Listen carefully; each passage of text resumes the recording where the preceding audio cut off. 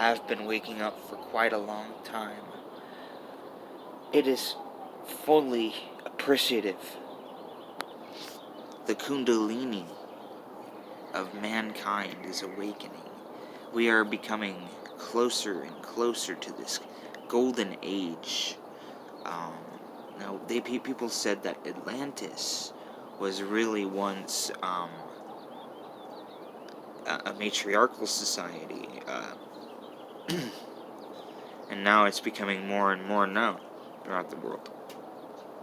But the baseline for Atlantis is not yet ready for public disclosure. The world isn't ready for full disclosure on anything.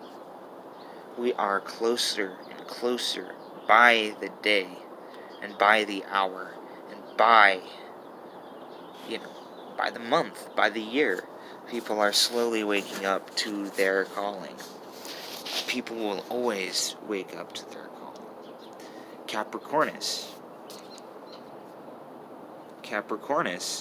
is right here. Me. Waking up to, the black magic cube of Saturn. How people have been publicly worshipping the cube of Saturn for a while. But it's really just Capricornus. The core of it all is really Capricornus, the goat. And Gnostic Warriors, or GnosticWarrior.com, references the Capricornus as the pagan god Pan, which is one of the ancient gods, which all of the ancient gods are slowly returning to this society. We are awakening. We are evolving. Our DNA has been reawakening. We have all been reawakening to see unlimited potential. The Shiva and the Shakti, both the serpent, Kundalini is the serpent, but Shiva and Shakti is the divine feminine and masculine energies of the snake. Shiva was worshipped as a creator, but was also a destroyer, a necessary destroyer. Destruction and creation is always the theme here of creation of all life. We have to create, and destruction of old is to create something new and provocative. And we always destroy anything that is provocative. It's always a variable of what we destroy and what we clean up and what we create. It's always going through some form of filter. As a society, that is how we learn, adapt, and evolve. But Shiva and Shakti are both reminiscent to the serpent of the Kundalini. We are slowly evolving as a species. Long time ago, we all used to be shamanics, black and white magic. Black magic, which gives you power. It's not evil, it just gives you ultimate power. And the white magic allows you to see the future, gives you psychic ability to help other people be selfless, or to be selfish and give that power to help yourself and help the people that they love, that you love, so they can help you. It's always kind of a pattern between both sources. But we are awakening. There's always going to be a third side. There's always going to be a third side. It's called gray matter. Ever seen Ben 10? It's always the small little source. They seem insignificant. Their philosophy is short, stunted. Their books, everything about the grays between the black and the white.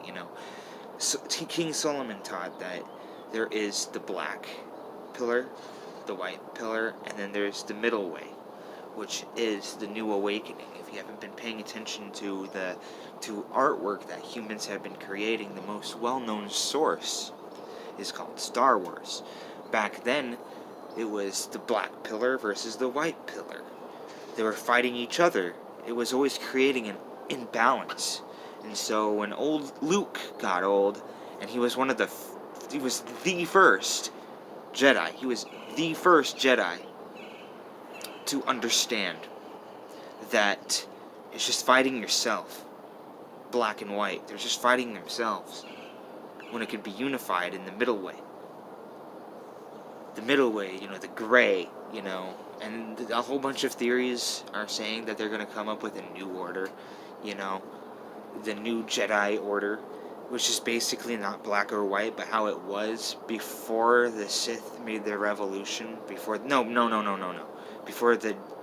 Jedi made their revolution and took Coruscant, and took everything from the Sith and made everything from the Sith theirs, and it's the same thing. We always have to learn how to adapt, evolve, and create something new. It is always going to be this way. Shiva is always going to be known as the Destroyer, no matter how many white lighters are trying to be so positive. All these white lighters try to be so positive when they think of people, of deities like Shiva, and not fully understand that he's a destroyer as well. He's a negative aspect in this world. They will never understand that we're always going to hide in their bubble and, hide from negativity, when the positivity that they worship, like Shiva, is actually the negativity that they hide from. Get it? It's always the same thing. But you always have to find power in yourself. Whether to help others or help yourself, you have to find power first. That's how it's going to be. That's how it's always been. Understand that. And we will start understanding ourselves as a species.